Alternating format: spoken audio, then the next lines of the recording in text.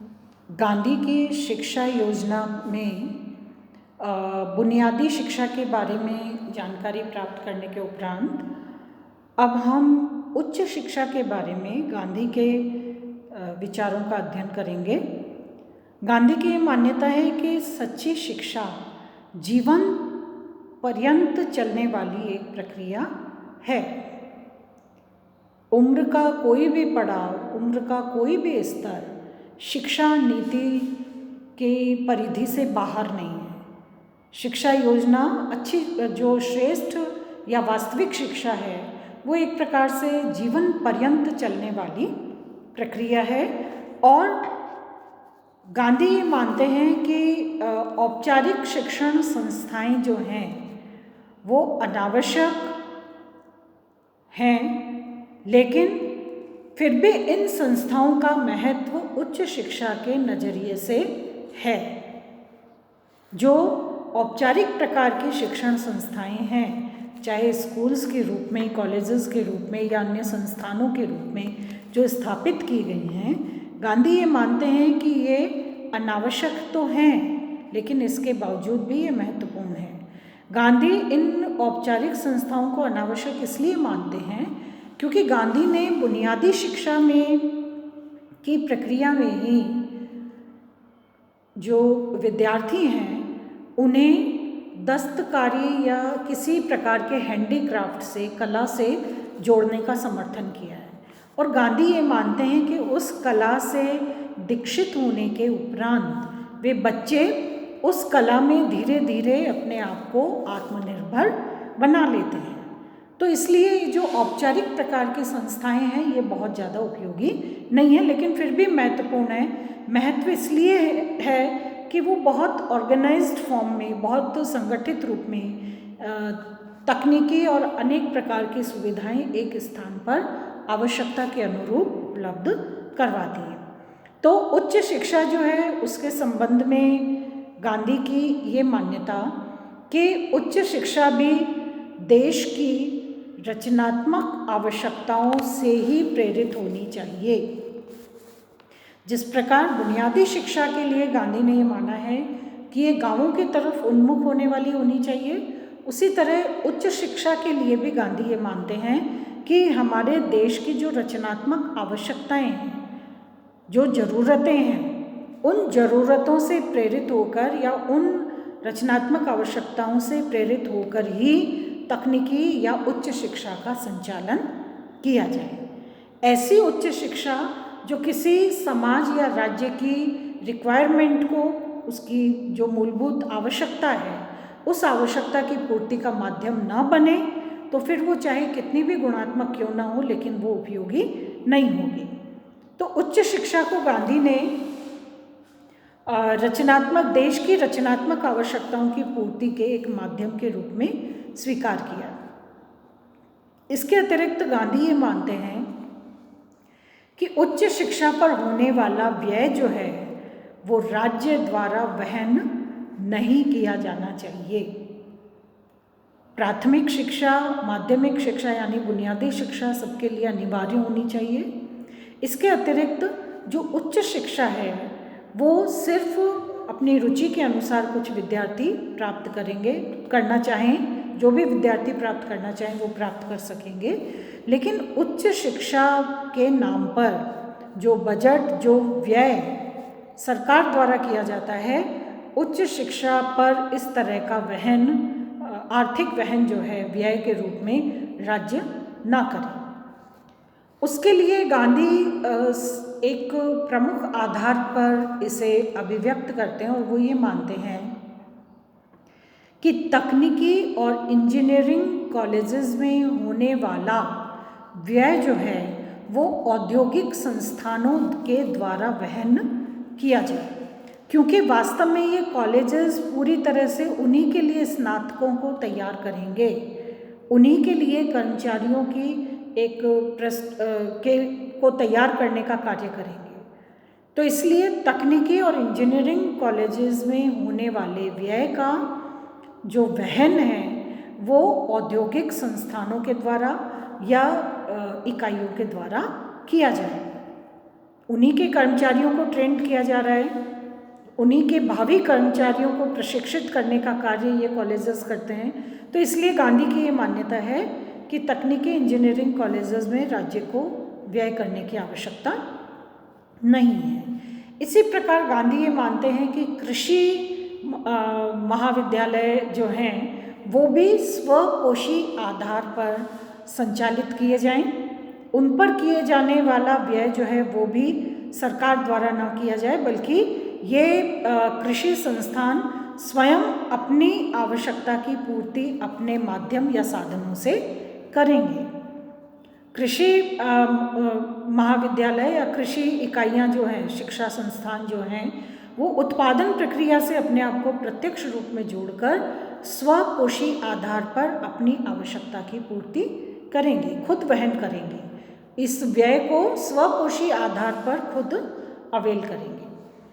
Next, चिकित्सा शिक्षा से जुड़े जो महाविद्यालय हैं, इनको चुने हुए अस्पतालों से संबद्ध किया जाए, जोड़ा जाए और इन चिकित्सा संबंधी व्यय का जो वहन है वो उन अस्पतालों की प्रक्रिया के माध्यम से किया जाए।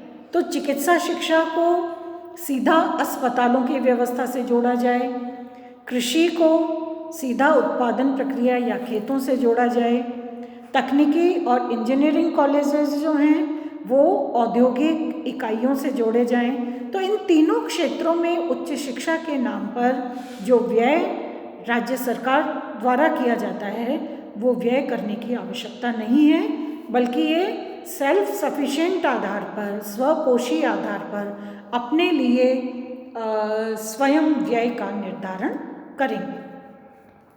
लेकिन गांधी ये भी मानते हैं कि जो कला संकाय के महाविद्यालय हैं, इनकी स्थापना और संचालन में राज्य द्वारा व्यय किया जाएगा, क्योंकि इनमें विशेष तकनीकी कौशल नहीं करवाया जाता, तकनीकी कौशल तैयार नहीं होता, बल्कि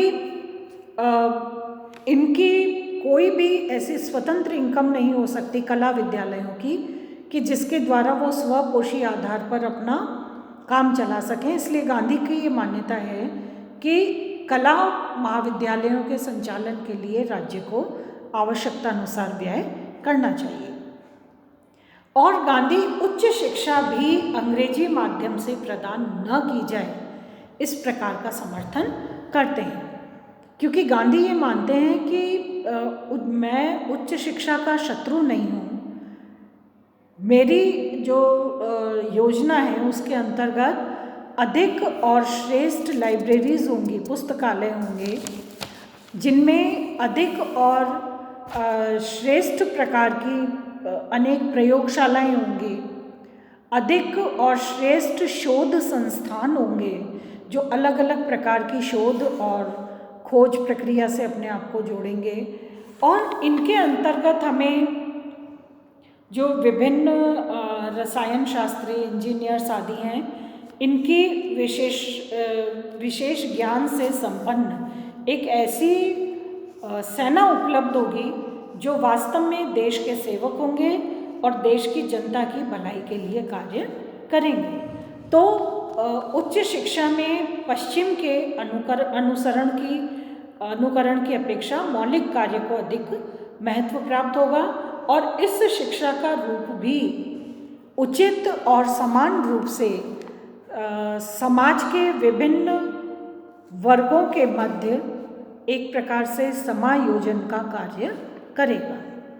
तो उच्च शिक्षा भी बहुत व्यवस्थित तरीके से समाज के विकास का, समाज के कल्याण का एक प्रमुख आधार बनेगी, और साथ ही साथ उच्च शिक्षा के नाम के प्रयास से या उच्च शिक्षा के आधार से बुनियादी शिक्षा प्राप्त करने वाला जो विद्यार्थी अपनी कला का जो संस्कार रोपित करके आगे बढ़ा है, तकनीकी क्षेत्र में या अन्य किसी भी क्षेत्र में जब वो उच्च शिक्षा प्राप्त करता है तो उसकी आत्मनिर्भरता में और ज़्यादा निखार आता है।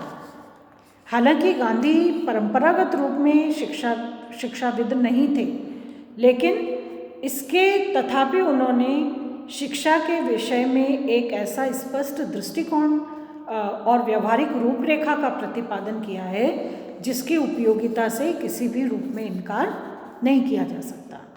तो शिक्षा की योजना दोष रहित प्रणाली के माध्यम से ही एक स्वस्थ और सुदृढ़ समाज की स्थापना संभव हो सकती है, जिसमें घृणा, अन्याय या शोषण का कोई स्थान नहीं होगा, क्योंकि बुद्धि, आत्मा और शरीर तीनों के आधार पर शिक्षा योजना जो है वो प्रत्येक विद्यार्थी के संपूर्ण व्यक्तित्व विकास, संतुलित दृष्टिकोण और बहुत संयमित और धैर्य युक्त व्यक्तित्व का एक प्रकार से विकास करती है।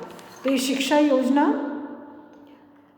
के संदर्भ में गांधी की एक और महत्वपूर्ण और विशेष बात यह है कि शिक्षा प्रदान करने वाला शिक्षक विद्यार्थियों के लिए सबसे बड़ा प्रेरणा केंद्र होता है। इसलिए शिक्षक के आचरण के द्वारा ही जो आत्मा का गुण है उसके विकास का अवसर विद्यार्थियों को प्राप्त होता है। इसलिए गांधी विशेष रूप से इस बात का आग्रह करते हैं कि चाहे विद्यार्थी उपस्थित हो या न हो, लेकिन एक शिक्षक को सदैव सतर्क रहना चाहिए, क्योंकि शिक्षक के चरित्र का प्रभाव जो है वो विद्यार्थियों के व्यक्तित्व पर बहुत प्रत्यक्ष घनिष्ठ रूप में पड़ता है। तो एक मॉडल के रूप में, रोल मॉडल के रूप में, एक प्रेरक व्यक्तित्व के रूप में विद्यार्थी अपने शिक्षकों से प्रभावित होते हैं। और इसलिए शिक्षकों की भी इस शिक्षा योजना में एक बहुत महती और विशेष जिम्मेदारी है कि वो अपना चरित्र और अपना कहना चाहिए व्यक्तित्व एक अनुकरणीय व्यक्तित्व के रूप में अपनाएं, ताकि उनके संपर्क में आने वाले और उनसे संबंधित समस्त विद्यार्थी समाज निर्माण की प्रक्रिया में किसी भी प्रकार से किसी भ्रम की स्थिति में या कथनी और करनी के अंतर वाला जो एक कहना चाहिए दोष है, उस दोष से पीड़ित ना हो, एक सुदृढ़ चरित्र के धनी बने, राष्ट्र और समाज के विकास में कल्याण का एक सशक्त माध्यम बने। ये तभी संभव है जब वो एक बहुत संतोषजनक आधार पर शिक्षा योजना में अपनी आत्मनिर्भरता को संचालित करें। और आत्मनिर्भरता के लिए एक सबसे प्रेरक के रूप में शिक्षक स्वयं होता है।